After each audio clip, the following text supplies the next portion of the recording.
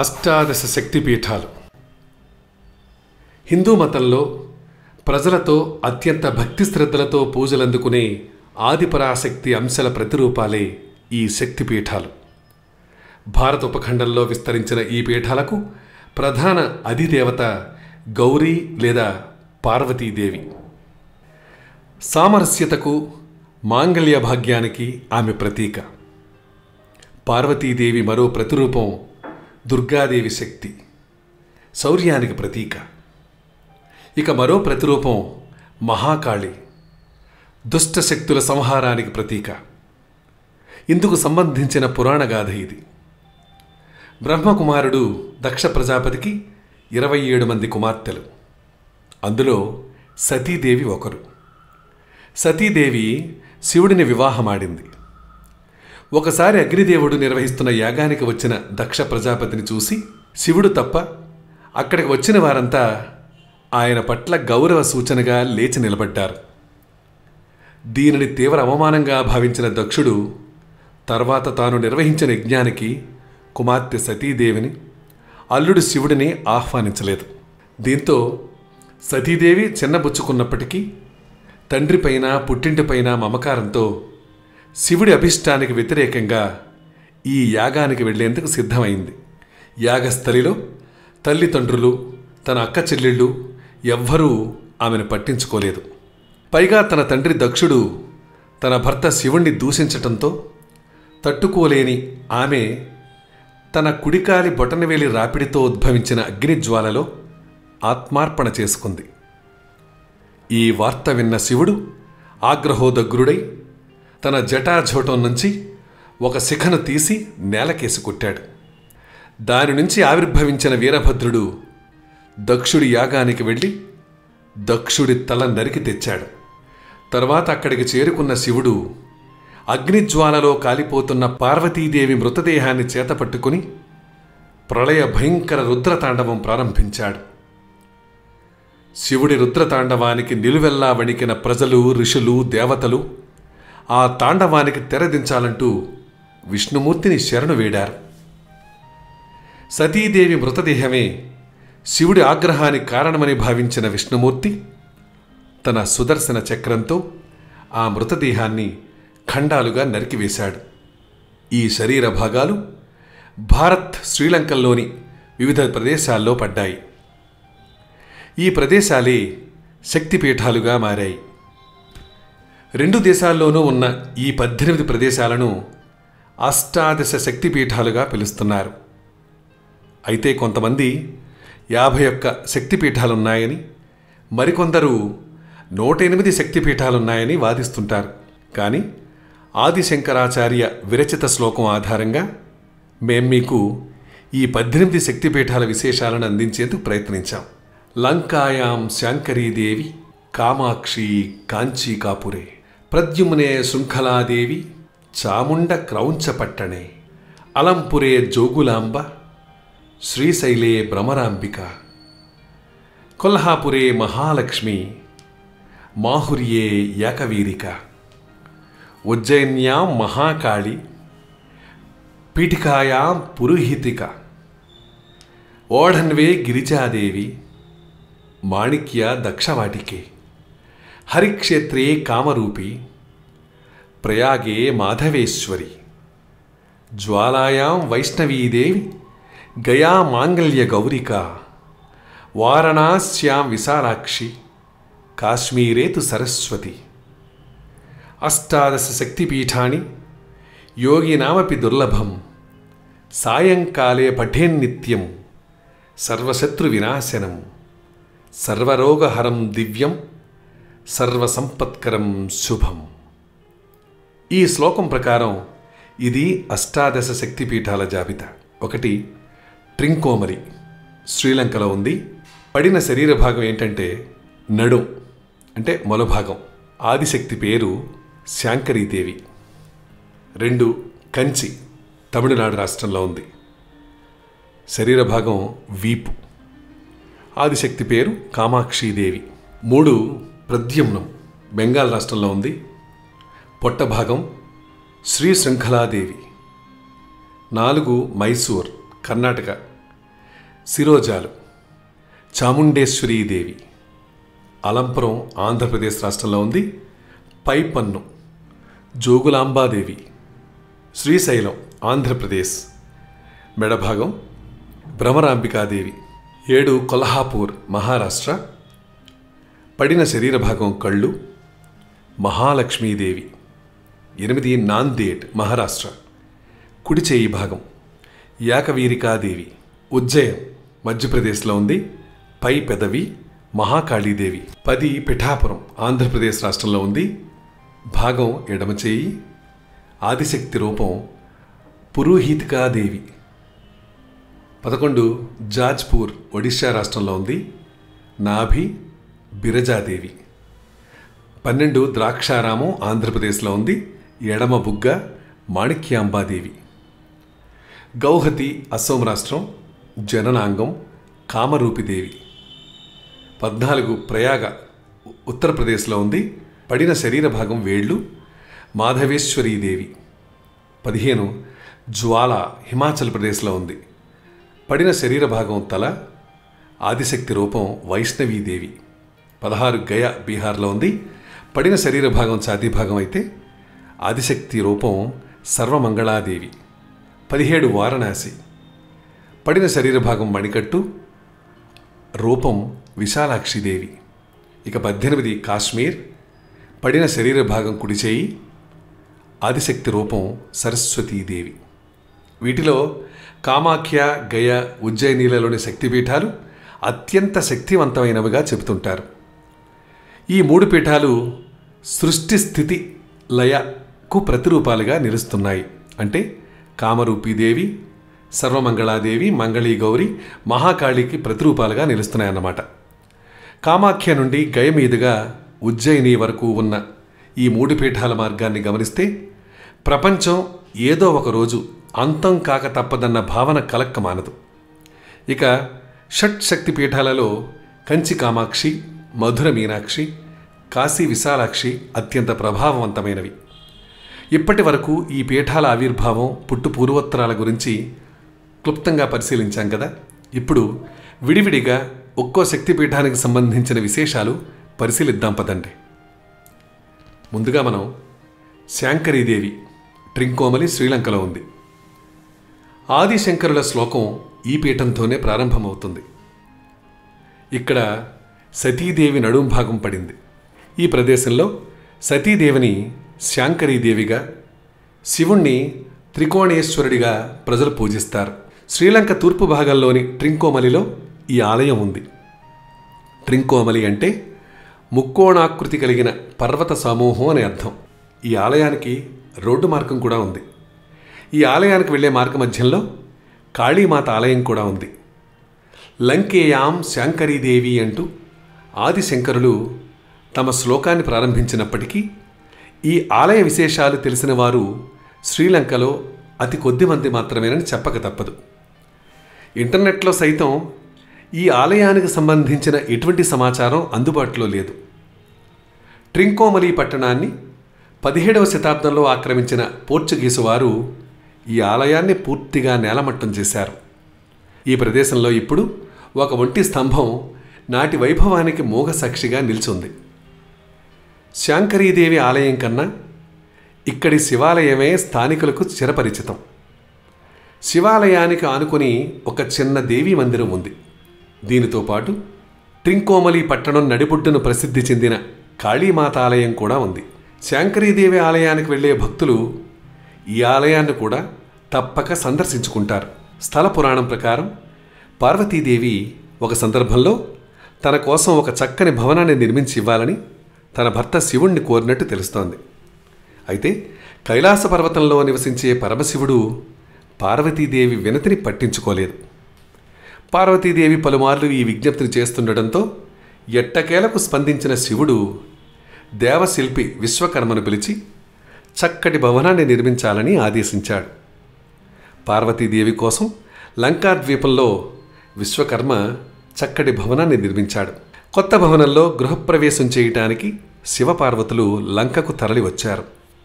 ఆ సమయంలో లంకారాజు రావణుడు శివుడి నుండి వరాలు పొందేందుకు తపస్సు చేస్తున్నాడు. రావణుడి తపస్సుకు సంతసించిన శివపార్వతులు అతడికి అనేక వరాలను అనుగ్రహించారు. జన్మరీత్యా బ్రాహ్మణుడు, 4 వేదాలు ఔపోసన పట్టిన శివభక్తుడు రావణుడు. రావణుడి భక్తికి మెచ్చిన పార్వతీదేవి తమ నూతన గృహప్రవేశాన్ని జరిపించాలని కోరింది. కార్యక్రమాన్ని విజయవంతంగా పూర్తి చేయటంపై సంతోషం వ్యక్తం చేసిన పార్వతీదేవి ఏం వరం కావాలో కోరుకోమని అడిగింది. అంతటి రావణుడు ఆ భవనాన్ని తనకు దక్షిణగా అనుగ్రహించాలని కోరాడు. అతడి కోరికకు కొంత ఖిన్నురాలైనప్పటికీ పార్వతీదేవి తన మాట ప్రకారం అతడికి ఆ భవనాన్ని దక్షిణగా అప్పగించింది. అయితే ఆ భవనంలోనే కొలువుండాలని రావణుడు పార్వతీదేవిని కోరాడు. అందుకు అంగీకరించిన పార్వతీదేవి తన మాట విన్నంతకాలం తాను అక్కడే ఉంటానని, తనకు ఎదురు తిరిగితే మాత్రం తాను వెళ్ళిపోతానని హెచ్చరించింది. రావణుడు అందుకు అంగీకరించడంతో శాంకరీదేవిగా పార్వతి అక్కడ కొలువుదీరింది. కొంతకాలం తరువాత రావణుడు అయోధ్య నుండి సీతాదేవిని అపహరించుకురావడంపై ఆగ్రహించిన శాంకరీదేవి ఆమెను తిరిగి రాముడికి అప్పగించాలని రావణుణ్ణి ఆదేశించింది. రావణుడు అందుకు విముఖత వ్యక్తం చేయటంతో శాంకరీదేవి లంకలోని తన భవనాన్ని వదిలి కైలాసానికి వెళ్ళిపోయింది. ఇక కామాక్షీదేవి కంచిలో ఉంది. కాంచీనగరం పల్లవరాజుల రాజధాని నగరం అన్న విషయం మనకు చరిత్ర ద్వారా తెలుస్తోంది. నాటి పల్లవరాజుల పాలనకు చిరస్మరణీయ చిహ్నంగా నిలిచిపోయింది ఇక్కడి కైలాసనాథ దేవాలయం. ఇక్కడి కామాక్షి అమ్మవారి ఆలయం కూడా అత్యంత పురాతనమైంది. తొలి సహస్రాబ్ది నాటి ఆదిశంకరులకు ఈ ఆలయంతో అవినాభావ సంబంధం కూడా ఉంది. కంచి కామాక్షి, మధుర మీనాక్షి, కాశీ విశాలాక్షి శక్తిత్రయంలో కాంచీనగరం ముందుండటం ఈ శక్తిపీఠం విశిష్టతను చాటి చెబుతుందని ఇక్కడి తమిళులు చెబుతుంటారు. పెరియ కాంచీపురంలోని ఏకాంబరేశ్వర ఆలయం, కామాక్షి అమ్మవారి ఆలయం, కుమారకొట్టం ఆలయం, ఉలగలలంద పెరుమాళ్ల ఆలయం ఇక్కడ తప్పక చూడాల్సిన ఆలయాలు. ఈ మందిరాల్లో ఎక్కడా అమ్మవారి విగ్రహం కనిపించదు. కామాక్షి అమ్మవారు కేవలం కాంచీపురంలోనే మనకు దర్శనమిస్తారు.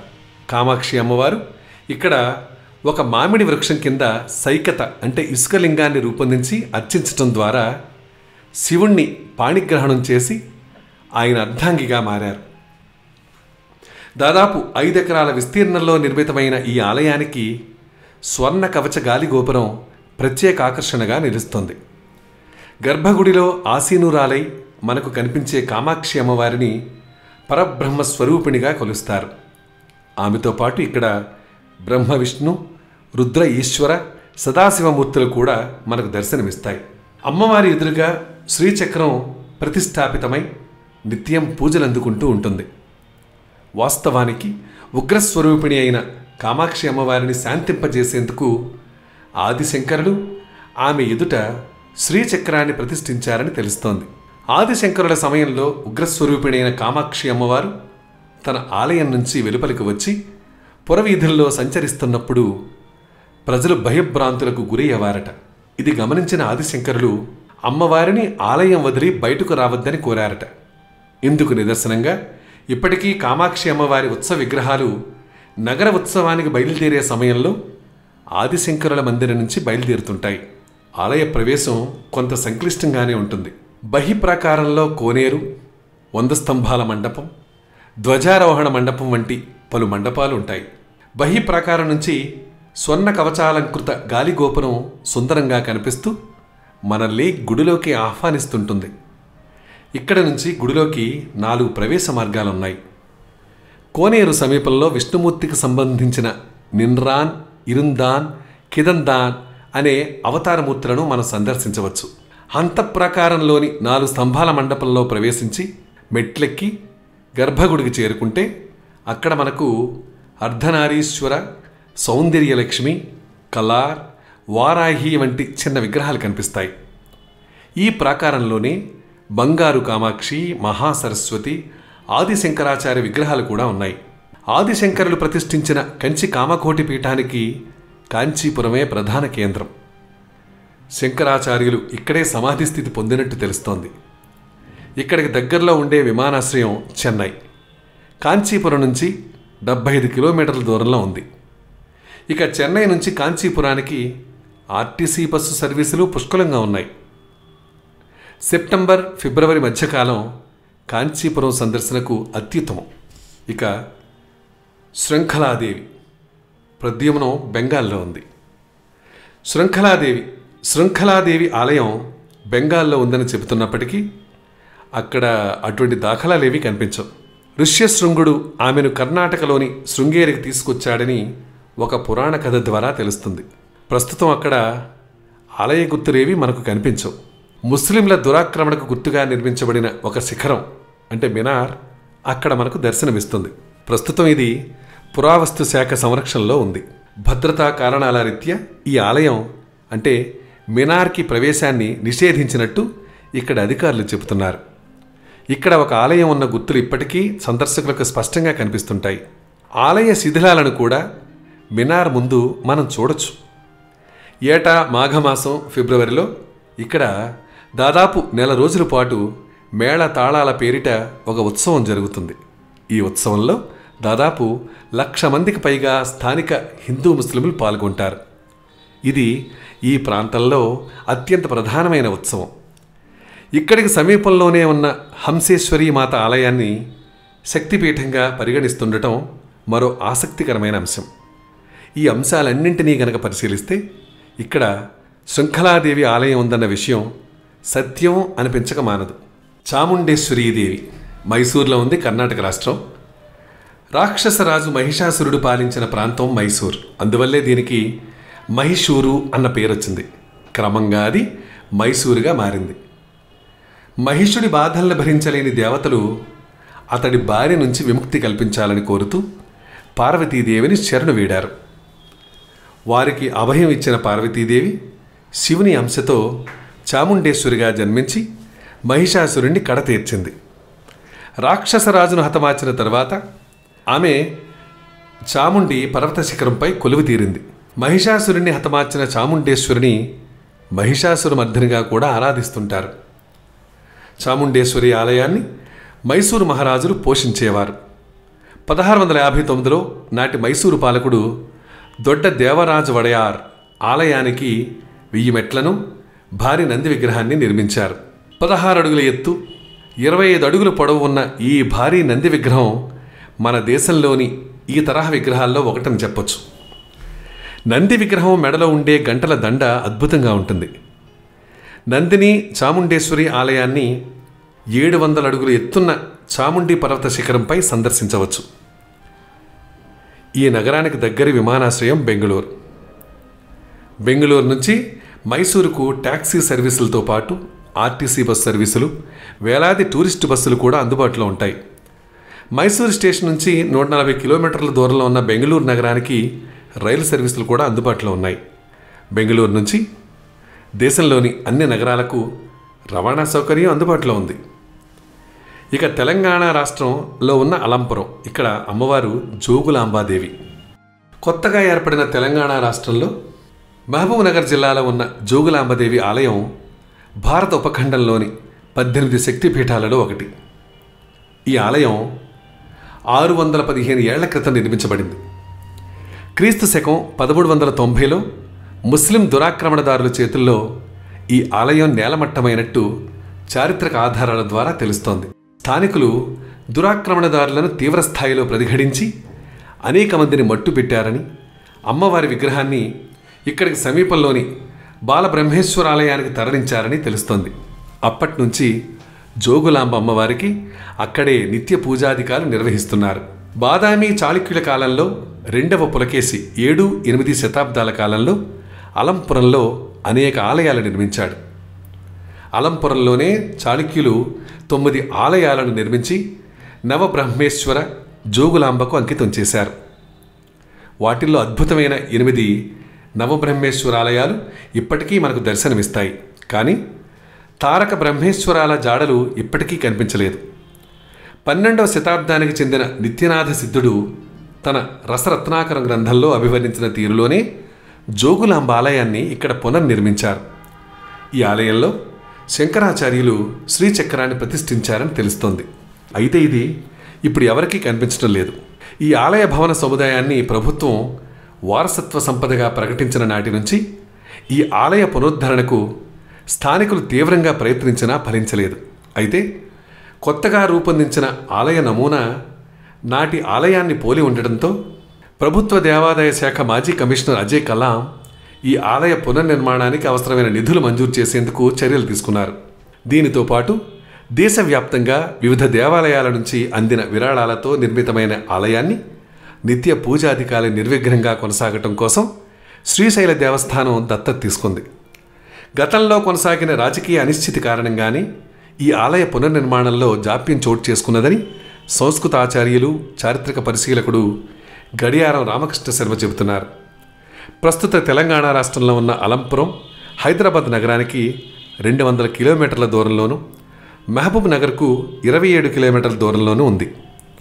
తుంగభద్ర, కృష్ణానదుల సంగమ ప్రాంతమైన అలంపురాన్ని దక్షిణ కాశీగా, శ్రీశైల పశ్చిమ ముఖద్వారంగా పిలుస్తుంటారు. నల్లమల కొండల మధ్య తుంగభద్రా నదీ తీరాన కొలువుదీరిన ఈ ఆలయంలో ప్రధాన దేవతలు బ్రహ్మేశ్వరుడు, జోగులాంబాదేవి. ఇక శ్రీశైలంలో ఉన్న భ్రమరాంబాదేవి ఆంధ్రప్రదేశ్ రాష్ట్రం. శివుడు మల్లికార్జునుడి రూపంలో భ్రమరాంబా సమేతుడై కృష్ణానదీ తీరాన వెలిసిన పవిత్ర పుణ్యక్షేత్రం శ్రీశైలం. ఇక్కడ కృష్ణానది పాతాళగంగ రూపంలో ప్రవహిస్తుంటుంది. లక్షలాది మంది భక్తులు పాతాళగంగలో పవిత్ర స్నానాలు చేసి మల్లికార్జునుడి దర్శనం చేసుకుంటారు. నల్లమల పర్వత శిఖరాలపై కొలువు తీరిన మల్లికార్జునుడు వెలసిన శ్రీశైల పుణ్యక్షేత్రం మన దేశంలోని పురాతన శైవ క్షేత్రాలలో ఒకటి. ఆంధ్రప్రదేశ్లోని కర్నూలు జిల్లాలో కృష్ణానదికి కుడివైపున ఈ క్షేత్రం ఉంది. ఈ పర్వత శిఖరాన్ని సిరిధన్, సిరిగిరి, శ్రీపర్వతం, శ్రీనగం అని కూడా పిలుస్తుంటారు. శతాబ్దాలుగా శైవ పుణ్యక్షేత్రంగా విరాజిల్లుతున్న శ్రీశైల సందర్శనకు నిత్యం వేలాది మంది యాత్రికులు తరలి వస్తుంటారు. మన ఇళ్లల్లో అనునిత్యం చేసుకునే పూజాధికాలలో ఆయా సందర్భాలలో శ్రీశైలస్య ప్రదేశే అంటూ చెప్పుకునే సంకల్పం ఈ క్షేత్ర ప్రాధాన్యతను మనకు తెలియచేస్తుంది.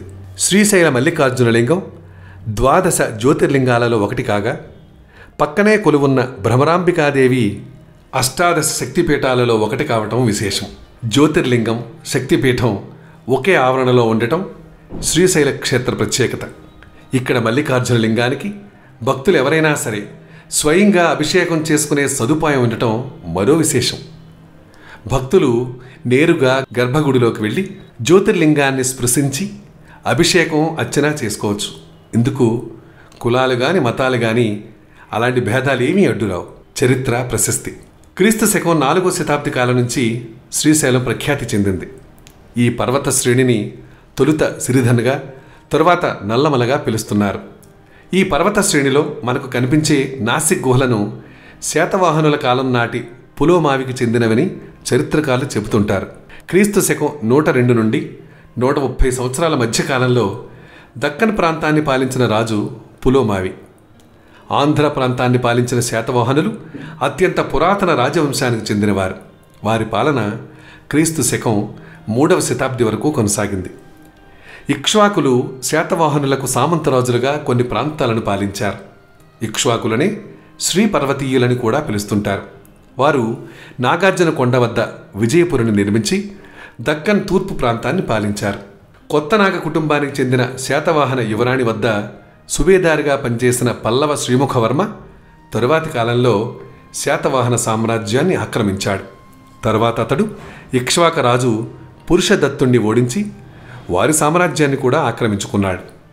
ఈ క్రమంలో శ్రీశైలం 3వ శతాబ్ద కాలంలో పల్లవ రాజుల ఆధీనంలోకి వచ్చింది.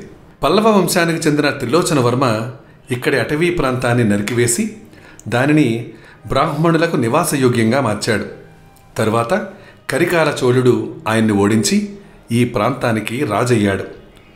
4వ శతాబ్ది కాలంలో ఈ ప్రాంతాన్ని పాలించిన వాకాట రుద్రసేనుడు మగధ చంద్రగుప్తుడి 2వ కుమార్తె ప్రభావతిని వివాహమాడాడు.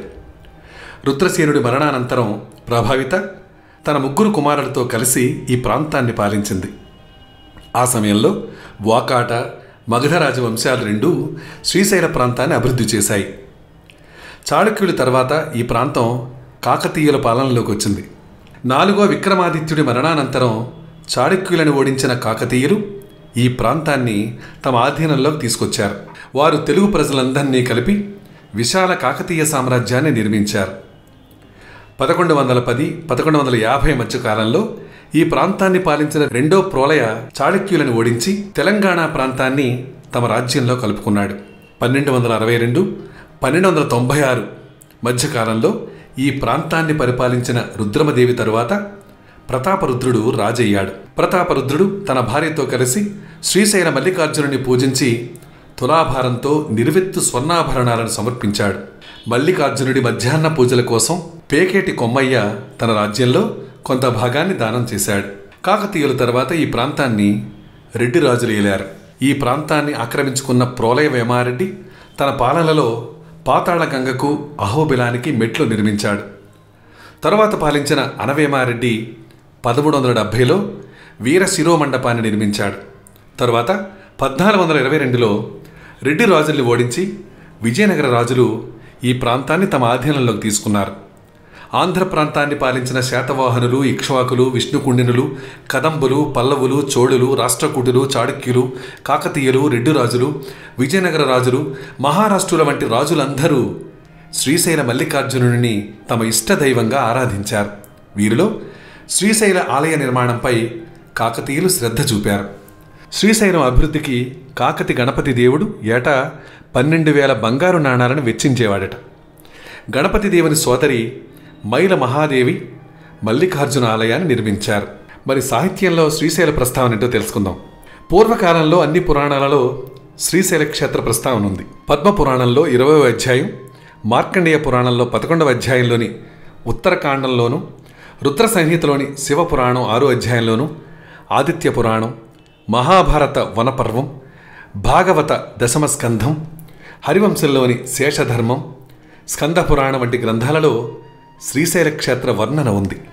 అదేవిధంగా ఆదిశంకరుల శివానందలహరి, సోమేశ్వరుడి కథా సరిత్సాగరం, సిద్ధనాథుని రసరత్నాకరం, భవభూతి మాలతీ మాధవం, బాణభట్టు కాదంబరి, శ్రీహర్షుడి రత్నావళి, నన్నయ భారతం, జక్కన విక్రమార్క చరిత్ర, పాల్కురికి సోమనాథుడి బసవపురాణ వంటి గ్రంథాలతో పాటు తెలుగు, తమిళ, కన్నడ, మరాఠీ భాషా గ్రంథాలలో సైతం శ్రీశైల ప్రస్తావన ఉంది.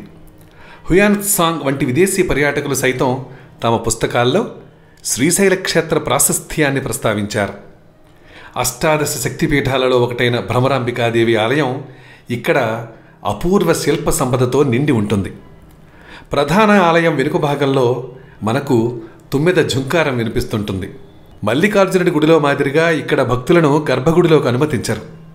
ఈ క్షేత్రాన్ని అనుసంధానిస్తూ దేశంలోని వివిధ నగరాల నుంచి రోడ్డు మార్గంలో బస్సు సర్వీసులు అందుబాటులో ఉన్నాయి.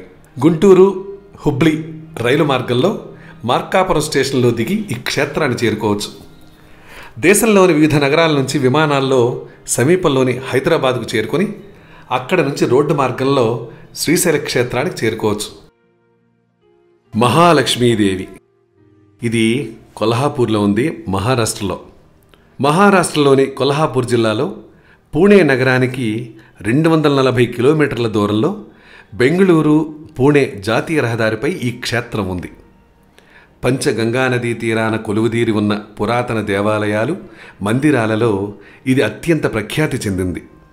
ఇక్కడ కొలువుదీరిన మహాలక్ష్మీదేవి పూర్వకాలం నుంచి భక్తుల కొంగు బంగారంలా వారిని విశేషంగా ఆకర్షిస్తున్న ఫలితంగా ఇక్కడికి వచ్చే యాత్రికుల సంఖ్య ప్రతి ఏటా కూడా పెరుగుతూనే ఉంది. ఈ క్షేత్రాన్ని దక్షిణ కాశీ అని కూడా పిలుస్తుంటారు. మహారాష్ట్రలో 4 శక్తిపీఠాలున్నాయి. తుల్జాపూర్లో భవానీమాత, కొల్హాపూర్లో మహాలక్ష్మీదేవి, మహోర్లో మహామాయ, రేణుకాంద్ సప్తశృంగిలో జగదాంబ కొలువుదీరి ఆయా ప్రాంత ప్రజల్ని సంరక్షిస్తున్నారు. పూర్వం బ్రహ్మదేవుడు గయా, లవణ, కొల్హ అన్న పేరుతో 3 మానసపుత్రుల్ని సృష్టించాడని స్థల పురాణం చెబుతోంది. ఈ 3 పరమశివుని గురించి ఘోరమైన తపస్సు చేసి ఆయన నుంచి వరాలు పొందిన తర్వాత అత్యంత శక్తివంతులుగా మారారు. ఇందులో గయా, లవణ ఇంద్ర, యమధర్మరాజులను జయించి దేవతల్ని ముప్పు తిప్పలు పెట్టారు. ఇతర దేవతల సాయంతో విష్ణుమూర్తి వారిని సంహరించాడు. వారు సంహరించిన ప్రాంతాలను పుణ్యతీర్థాలుగా మార్చటానికి దేవతలందరూ అంగీకరించారు. ఈ విధంగా మనకు విష్ణుగయ తీర్థం అందుబాటులోకి వచ్చింది. కొల్హాపూర్ను పాలిస్తున్న కొల్హ వీరి మరణానికి ప్రతీకారం తీర్చుకోవాలని భావించాడు. అయితే దేవతలతో యుద్ధం చేసి రక్తపాతం సృష్టించటానికి బదులు తన తపశ్శక్తితో వారిని పదవీభ్రష్టులను చేయాలని నిర్ణయించుకున్నాడు. వెంటనే కొల్లగిరి పర్వత ప్రాంతానికి చేరుకుని ఘోర తపస్సు ఆచరించాడు.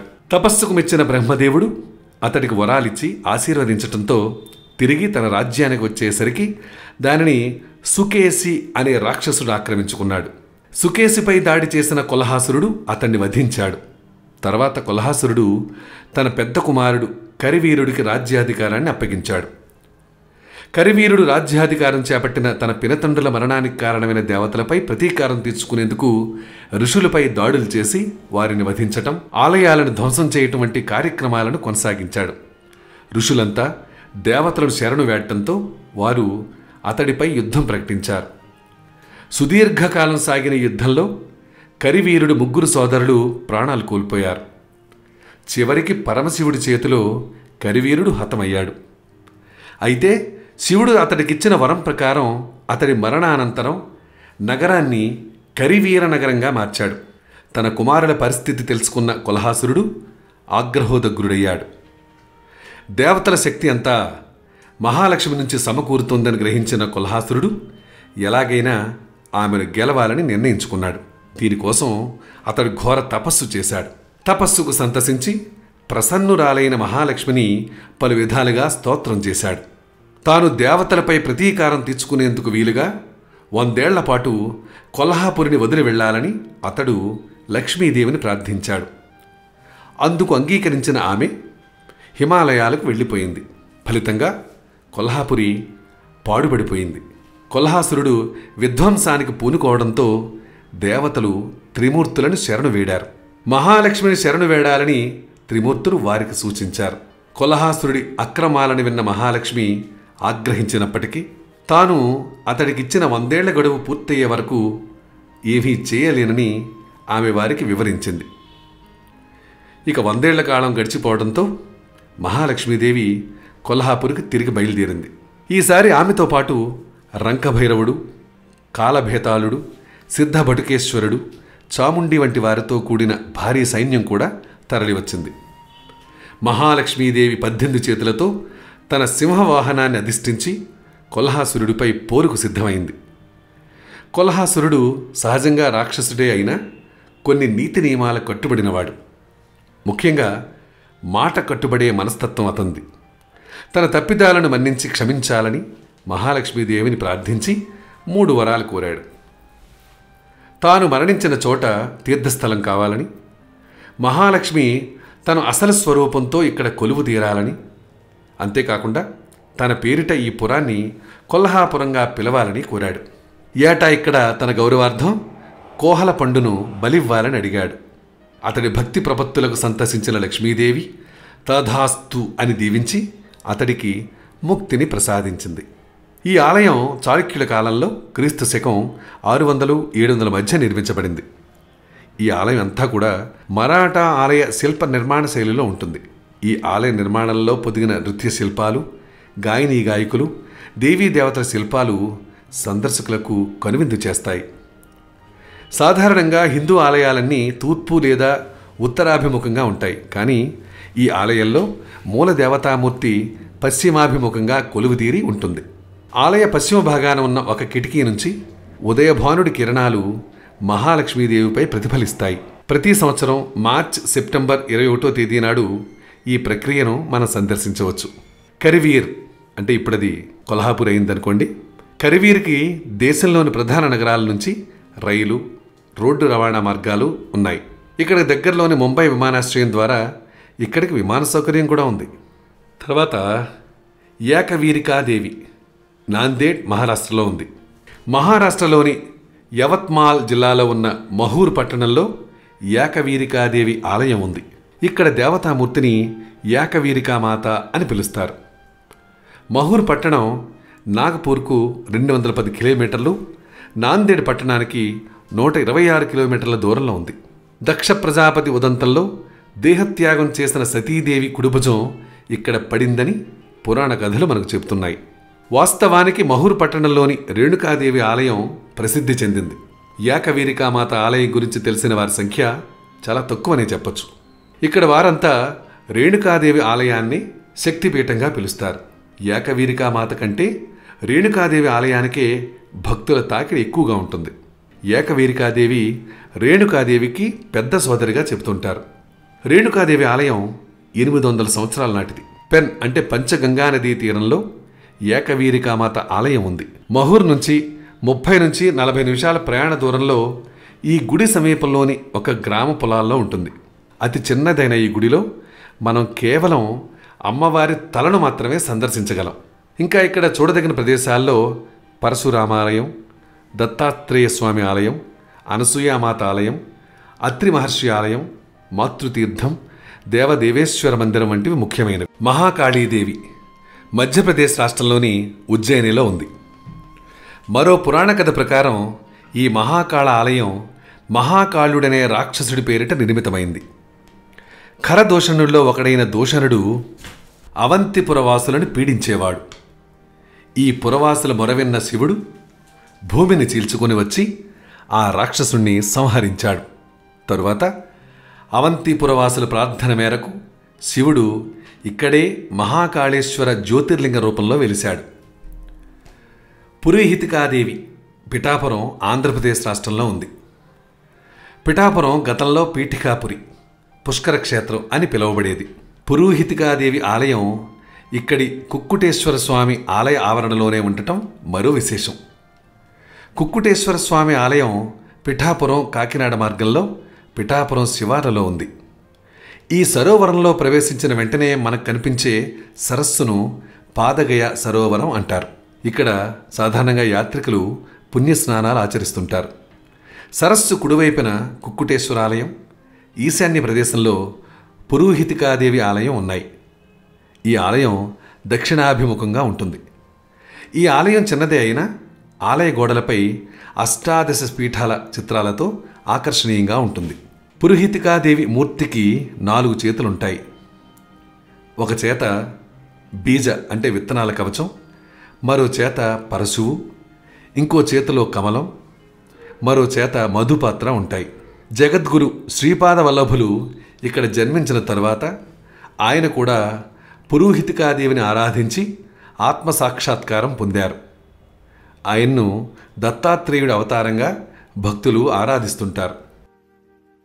బిరజాదేవి జాజ్పూర్ ఒడిశా రాష్ట్రంలో ఉంది. బిరజాదేవి అంటే గిరిజాదేవి ఆలయం ఒడిశాలోని రాజధాని భువనేశ్వర్ నగరానికి 125 కిలోమీటర్ల ఉత్తరాన ఉన్న జాజ్పూర్లో ఉంది. ఈ ఆలయం 13వ శతాబ్దిలో నిర్మితమైనట్టు చారిత్రక ఆధారాల ద్వారా తెలుస్తోంది. ప్రధాన దేవతామూర్తి దుర్గామాత ఇక్కడ విరజ అంటే గిరిజాదేవిగా పూజలందుకుంటోంది. ఈ ఆలయ ప్రఖ్యాతితో జాజ్పూర్కు విరజా క్షేత్రం, బిరజాపీఠం అన్న పేర్లు కూడా స్థిరపడ్డాయి. ఈ జాజ్పూర్ నగరం కోటిలింగ క్షేత్రంగా కూడా ప్రసిద్ధి చెందింది. ఇక ఆంధ్రప్రదేశ్ రాష్ట్రంలోనే ద్రాక్షారామంలో ఉన్న మాణిక్యాంబాదేవి ఆలయం. పంచారామ క్షేత్రాల్లో ఒకటైన ద్రాక్షారామంలో మాణిక్యాంబాదేవి అమ్మవారు భీమేశ్వరుడితో కలిసి కొలువు తీరింది. పంచారామ క్షేత్రాలకు సంబంధించి 2 రకాల కథనాలు ప్రచారంలో ఉన్నాయి. ఇందులో శ్రీనాథ విరచిత భీమేశ్వర పురాణం ప్రకారం దేవతలు, రాక్షసులు అమృతం కోసం క్షీరసాగరాన్ని మధించారు. అమృతం సిద్ధించిన తరువాత దానిని రాక్షసులకు దక్కకుండా చూడాలంటూ దేవతలు విష్ణుమూర్తిని ఆశ్రయించారు. దీనితో విష్ణుమూర్తి మోహిని అవతారమెత్తి అమృతాన్ని దేవతలకు మాత్రమే అందజేశాడు. దీనితో ఆగ్రహం చెందిన రాక్షసులు శివుణ్ణి ఆశ్రయించడంతో శివుడు సంతోషించి వారికి అపరిమిత శక్తులు లభించేట్టు వరాన్ని అనుగ్రహించాడు. ఈ శక్తులతో రాక్షసులు దేవతల్ని చిత్రహింసలు గురి చేసేవారు. దేవతలు శివుణ్ణి ఆశ్రయించడంతో ఆగ్రహం చెందిన ఆయన రాక్షసులపై యుద్ధం ప్రారంభించాడు. ఈ యుద్ధంలో రాక్షసులందరూ అంతమైనప్పటికీ త్రిపురాసురుడు పూజించిన శివలింగం మాత్రం చెక్కు చెదరలేదు. శివుడు దీన్ని 5 భాగాలు చేసి 5 ప్రదేశాల్లో ప్రతిష్ఠించాడు. ఈ 5 ప్రదేశాలే ఇప్పుడు పంచారామాలుగా ప్రసిద్ధి చెందాయి. అందులో మొదటిది అమరారామం, అమరావతి. భీమారామం భీమవరంలో ఉంది. క్షీరారామం పాలకొల్లులో ఉంది. ద్రాక్షారామం, కుమారారామం సామర్లకోట ఇవన్నమాట ఈ పంచారామాలు. ఇందులో ద్రాక్షారామం మాణిక్యాంబాదేవి భీమేశ్వరుడితో కొలువుతీరిన అష్టాదశ పీఠక్షేత్రం కావటం విశేషం. కామరూపాదేవి అస్సోం రాష్ట్రంలోని గౌహతిలో ఉంది. కామాఖ్యాదేవి అంటే కామరూపాదేవి మందిరం గౌహతి అంటే ప్రస్తుత నగరానికి 3 మైళ్ళ దూరంలో ఉంది. ఈ మందిరం ఉన్న పర్వత ప్రాంతాలు నీలాచల పర్వత శ్రేణిగా ప్రసిద్ధి చెందాయి. కూర్మ పురాణం ప్రకారం దక్షుడి వధ అనంతరం శివుడు సతీదేవి మృతదేహాన్ని తీసుకువెళ్తున్న సమయంలో ఆమె జననాంగం ఈ పర్వత ప్రాంతాల్లో పడినట్టు తెలుస్తోంది. శివలింగాకారంలో ఉన్న ఈ పర్వతంపై సతీదేవి జననాంగం పడటంతో అది నీలి రంగులోకి మారిందని, అప్పట్నుంచి ఇది నీలాచల పర్వతంగా ప్రసిద్ధి చెందిందని క్షేత్ర పురాణం ద్వారా తెలుస్తోంది. కామాఖ్యాదేవి తన కోరికలను తీర్చుకునేందుకు తన భర్తను ఇక్కడ రహస్యంగా కలుసుకుంటుందట. ఈ విధంగా కూర్మ పురాణ కథల ప్రకారం ఈ పర్వతం ఒక శ్మశాన వాటికగా మాత్రమే కాక అమ్మవారి ప్రేమ కేంద్రంగా కూడా మారింది. ఈ అమ్మవారికి కామరూపిణి, కామద, శివాఖ్య, నాదాఖ్య, బ్రహ్మాఖ్య వంటి పేర్లు కూడా ఉన్నప్పటికీ ఈమె మాత్రం కామాఖ్యదేవిగానే ప్రసిద్ధి చెందింది. ఇక్కడి ఆలయంలో అమ్మవారు అదృశ్య రూపంలో ఉండటం విశేషం. 16వ శతాబ్ద కాలంలో దేశంపై కొనసాగిన ముస్లిం దురాక్రమణల్లో ఈ ఆలయం ధ్వంసమైంది. ప్రస్తుతం ఉన్న ఆలయాన్ని కుచ్ బిహార్ ప్రాంతాన్ని పాలించిన రాజు నరనారాయణుడు క్రీస్తు శకం 1565లో పునర్నిర్మించారు. మాధవేశ్వరీదేవి ఉత్తరప్రదేశ్లోని ప్రయాగలో ఉంది. ప్రయాగలోని మాధవేశ్వరి ఆలయం అష్టాదశ శక్తిపీఠాలలో ఒకటి. ఆమెను అలోపిమాత, లలితామాత అని పిలుస్తుంటారు. ప్రయాగ అంటే ప్రకృతి సిద్ధయాగం అని అర్థం. బ్రహ్మదేవుడు చేసిన అద్భుత యజ్ఞం ఇది. ఈ యాగంతోనే ఈ ప్రదేశానికి ప్రయాగ అన్న పేరొచ్చింది. సప్తమోక్ష పురాలలో ఇది ఒకటి. దీనిని తీర్థరాజం అని కూడా పిలుస్తారు. ఇక్కడ మరో ప్రధాన ఆకర్షణ త్రివేణీ సంగమం. గంగా, యమున, సరస్వతీ నదులు ఇక్కడ సంగమిస్తాయి. దేనికదే అత్యంత ప్రాధాన్యతను సంతరించుకున్న పుణ్యనదుల సంగమ స్థలం కావడంతో ఇది అత్యంత పవిత్ర ప్రదేశంగా మారింది. ఇక్కడికి వచ్చిన ప్రతివారు ఈ త్రివేణి సంగమంలో పవిత్ర స్నానం ఆచరిస్తారు. ఇక్కడ ప్రతి 12 ఏళ్లకు ఒకసారి కుంభమేళా నిర్వహిస్తారు. అలోపిదేవి అంటే అదృశ్య రూపిణి అని అర్థం. సతీదేవి దహనం అనంతరం వికల మనస్కుడైన శివుడు సతీదేవి మృతదేహంతో కలిసి సంచరిస్తుంటాడు. శివుని బాధ చూడలేకపోయిన విష్ణువు తన సుదర్శన చక్రంతో సతీదేవి మృతదేహాన్ని ఖండాలు చేసి 18 ప్రాంతాల్లో పడేలా చేశాడన్న విషయం తెలిసిందే.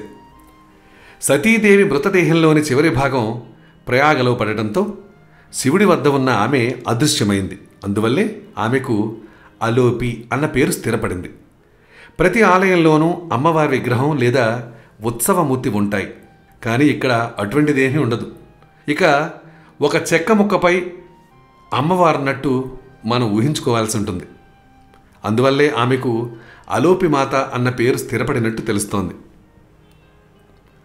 మరో కథనం ప్రకారం అలోపిమాత నవవధువు. ఊరేగింపుపై బందిపోట్లు దాడి చేసినప్పుడు ఆమె పల్లెక నుంచి అదృశ్యమైందని, అప్పటినుంచి ఆమె అలోపిమాతగా పూజలు అందుకుంటున్నదని తెలుస్తోంది. వైష్ణవీదేవి జ్వాలాముఖి ప్రాంతంలో ఉంది, హిమాచల్ ప్రదేశ్ రాష్ట్రంలో. వైష్ణవీదేవి అమ్మవారు ఇక్కడ శక్తి స్వరూపిణి జ్వాలాదేవిగా వెలిసింది. హిమాచల్ ప్రదేశ్లోని కాంగ్రాకు 34 కిలోమీటర్ల దూరంలో ఉన్న ఈ ఆలయాన్ని రాజా భూమిచంద్ కటోచ్ నిర్మించారు. జ్వాలాదేవినే జ్వాలాముఖిగా కూడా పిలుస్తుంటారు. సిమ్లా నుంచి ధర్మశాలకు వెళ్లే రోడ్లో ఉన్న ఈ ఆలయం ఉన్న ప్రదేశాన్ని కూడా జ్వాలాముఖి పేరుతోనే పిలుస్తుండటం విశేషం. ఈ ఆలయానికి ప్రతి ఏటా లక్షలాది మంది భక్తులు వస్తుంటారు. ఈ ఆలయంలో ఎటువంటి ఇంధనం లేకుండానే ఎగసిపడే 9 జ్వాలలు భక్తుల్ని విశేషంగా ఆకర్షిస్తాయి. ఈ ఆలయంలో ఎటువంటి విగ్రహమూ మనకు కనిపించదు. జ్వాలల రూపంలోనే అమ్మవారు దర్శనమిస్తుందని భక్తుల ప్రగాఢ విశ్వాసం. సర్వమంగళాదేవి గయా, బీహార్ రాష్ట్రం. బీహార్ రాష్ట్రంలోని గయలో ఉన్న ఈ మంగళగౌరీదేవి ఆలయ ప్రస్తావన మనకు పద్మపురాణం, వాయుపురాణం, అగ్నిపురాణం వంటి గ్రంథాల్లో కనిపిస్తుంది. ప్రస్తుత ఆలయం క్రీస్తు శకం 1459 ప్రాంతాల నాటిది. మహిళలు తమ మాంగళ్య రక్షణ కోసం ప్రధానంగా ఇక్కడి మంగళి గౌరీ మాతను అర్చిస్తారు. సతీదేవి దేహంలోని ఛాతీ భాగం ఇక్కడ పడిందని పురాణాలు చెబుతున్నాయి. వాస్తవానికి ఈ ఆలయం ఉపశక్తిపీఠమే అయినప్పటికీ మంగళగౌరీ మాతను అష్టాదశ శక్తి స్వరూపాలలో ఒకటిగానే ప్రజలు పూజిస్తారు. ఈ ఆలయంలో అమ్మవారి చనుకట్టు ఛాతీ రూపంలో పూజలు అందుకుంటుంది. తూర్పు ముఖంలో ఉండే ఆలయం మంగళగౌరీ పర్వతంపైనే నిర్మితం కావటం మరో విశేషం. విశాలాక్షీదేవి, వారణాసి, ఉత్తరప్రదేశ్. విశాలాక్షి విఖ్యాత వారణాస్యాం శివపార్శ్వే నిరతాన్న ప్రదాత్రీచ నిర్భాగ్య జ్ఞానతోషిణి. సతీదేవి కర్ణాభరణం పడిన ప్రాంతం వారణాసి.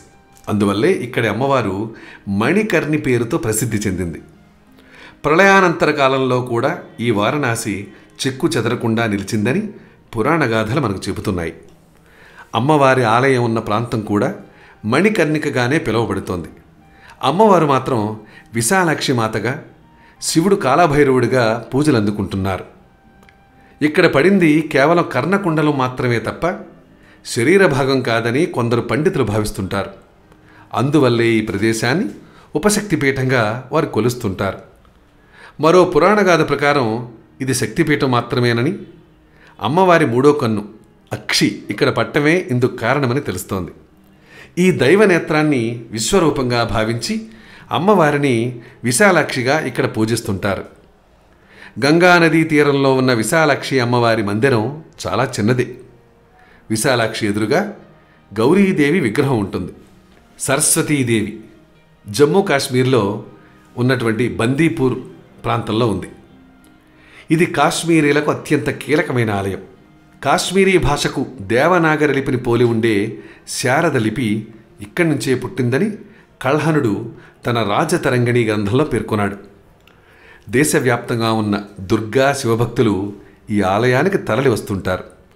జమ్మూ కాశ్మీర్ రాజధాని శ్రీనగర్కు 80 కిలోమీటర్ల ఉత్తరాన ఉన్న బందీపూర్కు సమీపంలో ఈ ఆలయం ఉంది.